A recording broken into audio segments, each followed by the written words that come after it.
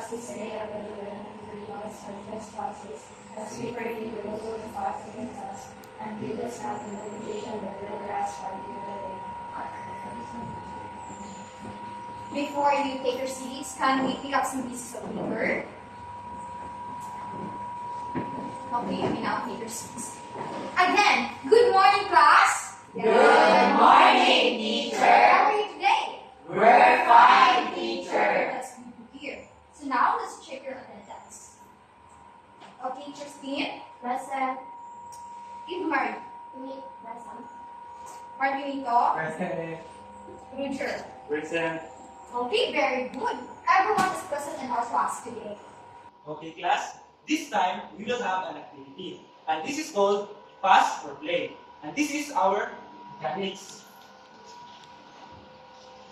Okay, first, the class will be divided into 4 groups. And the first group will be from Winnie to Christine. And group 2 will be Jewel to Eve. Group 3, Christine to Ajit. And group 4 will be John Lloyd to Erica. And draw numbers to identify which group will play first and next. The first group to play will pick a number from the mystery box. Students will see a word in the box and they must use it in a song lyrics before the time runs out. The group will be given a chance to pass or play the given questions. When a group chooses to pass, other group will have a chance to steal. If the group answers the question clearly, they will receive 5 points. Okay, now please choose one representative to go here in front and repeat the number.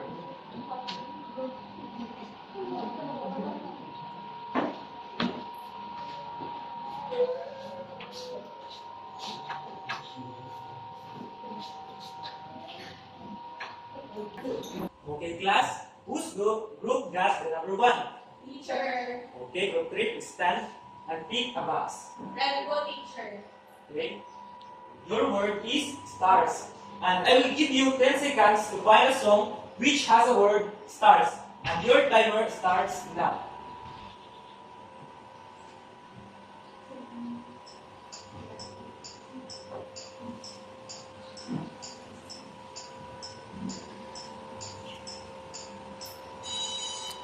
Okay, time is up.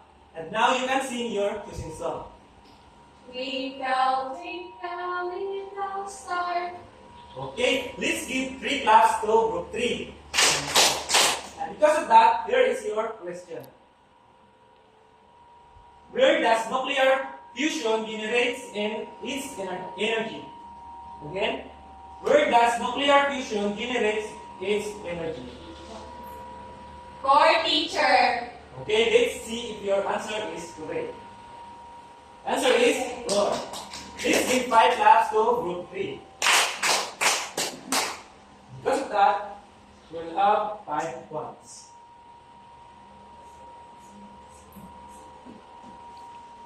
Okay, and now who's got the number 2?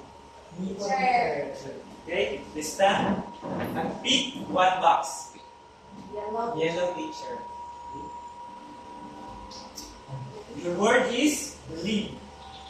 You can find the song and your timer starts now.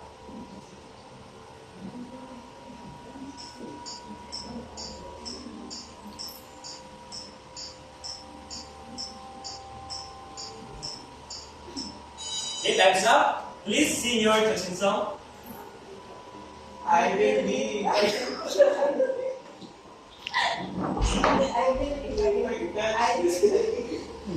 Okay, let's give 3 claps to group 4. And because of that, here is your question. What is the sun's lower atmosphere visible during a total solar eclipse? Again, what is the sun's lower atmosphere visible during a total solar eclipse? What's your answer? Chromosphere po, teacher. Okay, let's see if your answer is correct. The answer is chromosphere. Let's give 5 claps to group 4. Because of that, you will earn 5 points.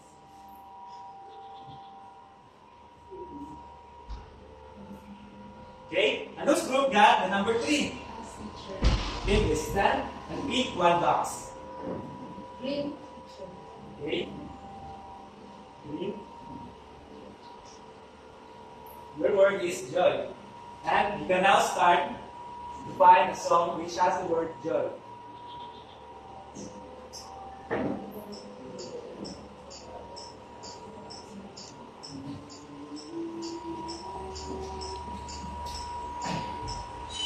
Okay, time's up. Please sing your chosen song. Joy to the world, the Lord has come. Okay, very good. Let's give 3 claps to group 1. And because of that, there is your question. What is the sun's outer atmosphere visible during a total solar eclipse? Again, what is the sun's outer atmosphere visible during a total solar eclipse? What's your answer? Corona. Okay, let's see if your answer is correct. Answer is corona. Let's give 5 claps to group 1. Because of that, you got 5 points. And the last group, please stand. Please pick a box. Your word is sunshine. You can now start to find a song which has the word sunshine. Sunshine.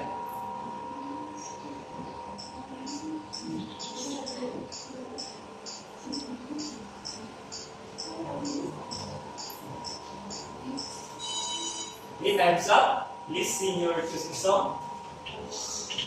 You are my sunshine, my only sunshine. Okay, very good. Let's give 3 claps to group 2. And because of that, there is your question. What are the visible surface of the sun? Again, what are the visible surface of the sun? What's your answer? Photosphere. Okay, let's see if your answer is correct. Answer is photosphere. Your answer is correct. Let's give 5 claps to group 2. And you turn 5 points. Okay, everyone got a perfect score, and that means that you learned our last lesson. And because of that, let's give 5 claps to ourselves. Okay, so now we have here 2 worlds. So the first one is the magical world, and the second one is the ordinary land. So both of these worlds were locked on curves. And in order for them to be free, you must match the right object to each world. So with the same group that we had earlier, all you have to do is to go to your respective areas. So as you travel through the land, you will discover a series of objects, and all you have to do is to match those objects whether it belongs to the magical world or to the ordinary land. So I will just give you 3 minutes to finish your task. Are you ready, class? Yes, teacher. We go to your respective group. Hi, ready.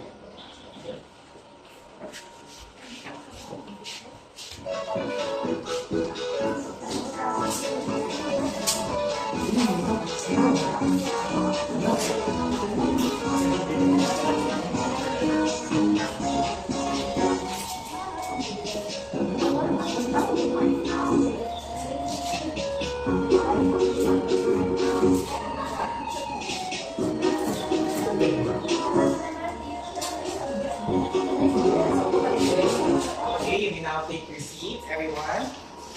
Okay, very good. Give yourself a 5 claps. Since all of your answers are all correct, I will give you 5 points each.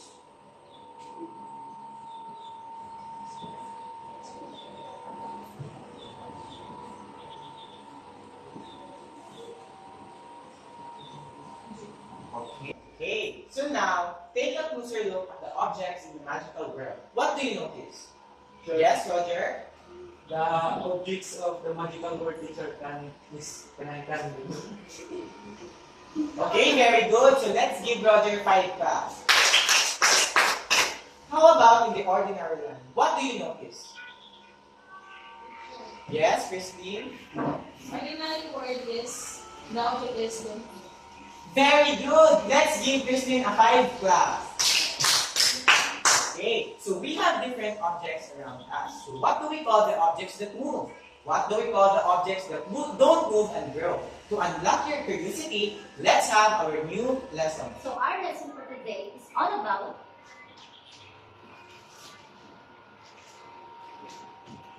living and non-living things. But before we start our discussion, please be guided with our classroom rules. So we have here our classroom rules. That here, C stands for cooperate with others. A stands for avoid copying to your seatmates. R stands for raise your right hand if you want to answer. And E stands for engage in learning. Can I explain all of this from you, class? Yes, teacher. Very good. Now, I will be showing you something. What do you observe in the picture? Teacher. Christine, the animals are moving, teacher. Very good. Let's give 5 claps for Christine. I have here a picture. All you have to do is to guess what is in the picture. So first is, what do you call this one? Teacher. Roger? It is a dog, teacher. Okay, very good. Give 3 claps for Roger.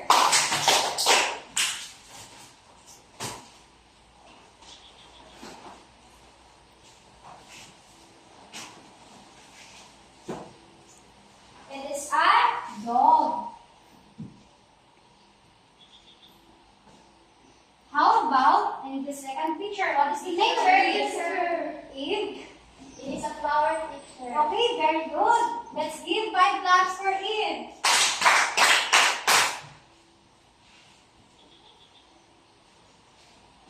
How about this third picture?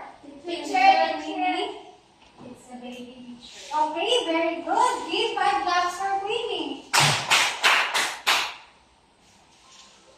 It is a baby. So the first picture is a dog, the second is a flower, and the third is a baby. And there's more. What is the name here?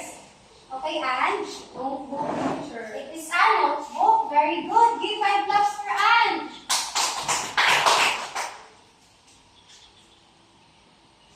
How about this one? Christine? It is a ball, teacher. It is a ball, correct. 3 claps for Christine.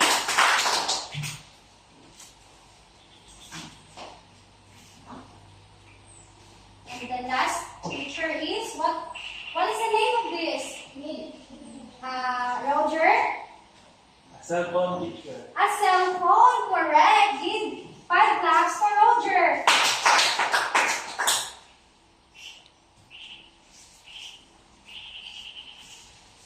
So the fourth picture is called a notebook. The fifth is a ball. And the last is a cell phone. Alright, let's talk about these things. So, do a dog, a flower, and a baby can move on their own? Yes, teacher. Do they grow and change? Yes, teacher. Do you think that they need food, air, and water? Yes, teacher. That's right. These are called the living things. The dog, the flower, and the baby is called Living things. Very good. Everyone, let's read the definition. Living things. Move, grow, breathe, need food, feel change, and reproduce. Yes, living things can grow, develop, and it shows movement. And also, it needs food, water, and air. And the best example of living things is us, humans. Do you understand, class? Yes, teacher. Okay, let's proceed to the next picture. Do the notebook, ball, and cell phone can move their own? No, teacher. Do you think that they need water, air, and food? No, teacher. That's right. The notebook, the ball, and cell phone is called non-living things. So non-living things, please read read everyone? Non-living things do not move in their own. They move when someone moves them. They do not grow, breathe, need food, feel change, and reproduce. Exactly. When you say non-living things, they don't move, they don't grow, and also they don't need food, water, and air. So now, again, what are the examples of living things? Dog, flower, baby. And how about the non-living things? Notebook, ball, cell phone. Very good. Now that you have learned of what are the difference between the living things and non-living things, we must take care of living things like animals and plants. Also, we must respect and protect the non-living things like water, air, and nature. And always remember that our action, big or small, can greatly impact to the well-being of both living and non-living things around us. Do you understand, class? Yes, teacher. Okay, let's give ourselves a very good clap. 1, 2, 3, 1, 2, 3. Very good, very good, very good. Okay. 1, 2, 3, 1, 2, 3. Very good, very good, very good. Okay, class. So what was our topic all about? Okay, student. Living and non-living things, teacher. Okay, very good. Give 5 claps for Crystal. Our topic was all about Living and non-living things. so what is living things? Okay, and Living things, teacher, it has movements. okay, very good. 3 claps for Anne. What is non-living things? Teacher, Okay, non-living things do not move on their own, teacher. okay, very good. 3 claps for you. So what do you think is the difference between the two? Me, teacher, Okay, Roger. the living things, teacher, these are the things that grows and we need air, water, and water to survive. While the non-living things cannot move by their own, teacher. Okay, very good. 5 claps for Roger. Now, we've done discussing about the difference between living and non-living things. And now, let's dig deeper. Why is it important to value living things like plants and animals? Me, teacher. Okay, Martinito. It helps us to survive, teacher. Okay, very good. It is important to value living things because they play an important role in our ecosystem. For example, plants provide oxygen. Animals, they are our food sources. Now that we've done discussing about the value and importance of living things, now let's proceed to non-living things. Why is it important to value non-living things? Teacher, Okay, Roger. because it helps us to provide the resources that we need, teacher. Okay, very good. Non-living things are essential in our daily lives. We need to take care of living and non-living things in order to have a balanced and a healthy environment. Okay, class, let's have another activity. With the same group, you will go to your respective area, and each area there are objects and boxes, and all you need to do is classify them if it is living or non-living things. And after that, you will choose one representative to present your output here in front. So before that, we have the rubrics first.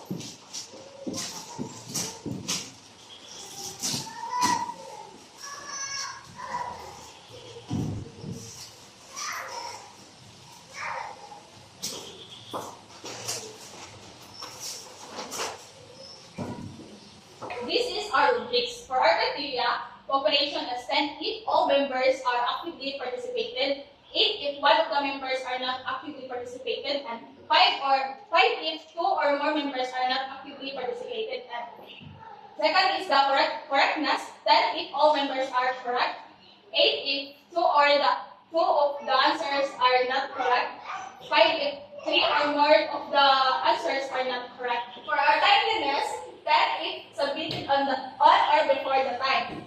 8 if submitted after the 1 minute of the allotted time. 5 if submitted 2 minutes after the allotted time. And last is neatness, 10 if work is very neat, clear, and well organized. 8 if work is neat and mostly clear with minor flaws. find it word is messy and difficult to read to follow. Okay, class, do you understand? Yes, teacher! Okay, I will be giving you 3 minutes to finish your work, so you can go now for your respective area.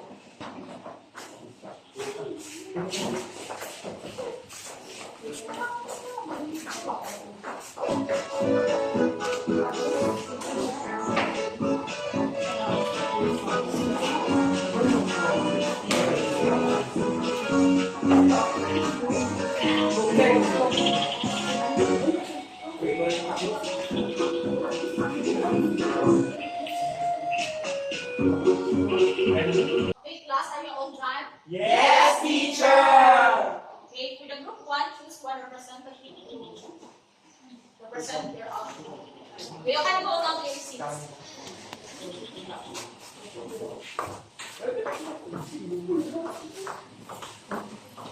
Okay, group 1, choose one representative.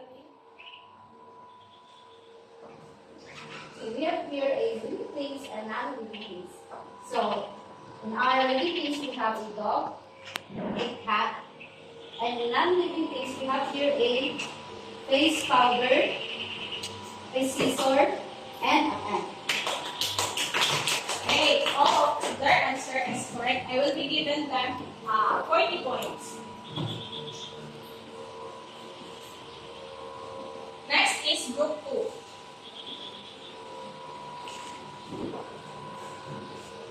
We have here non-living things and living things.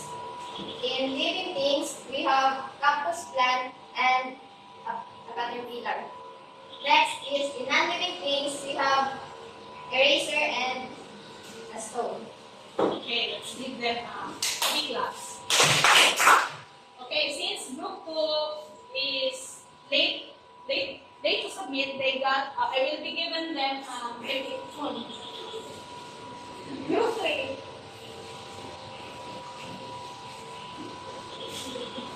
We have here living things and non-living things. For living things, we have a leaf and 8 flowers.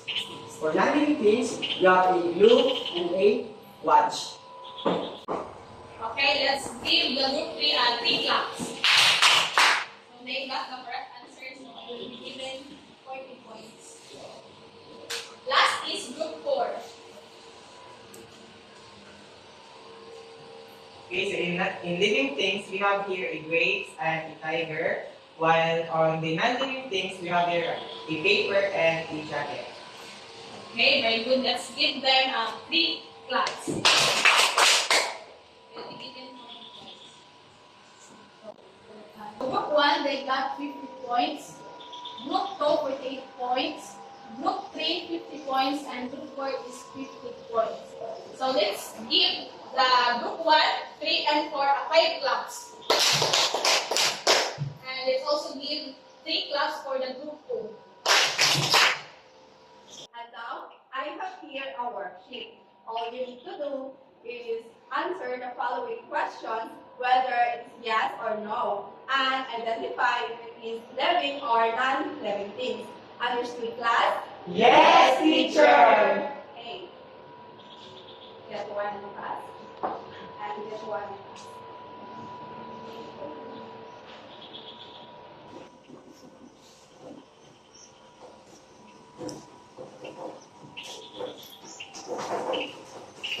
Are you done, class?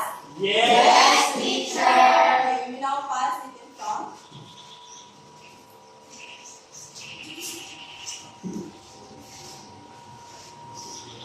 Now, I will give you an assignment. All you need to do is draw 2 living things and non-living things that are useful or important to us humans. Understand, class? Yes, teacher! Very good. That's all for today. Goodbye, class. Good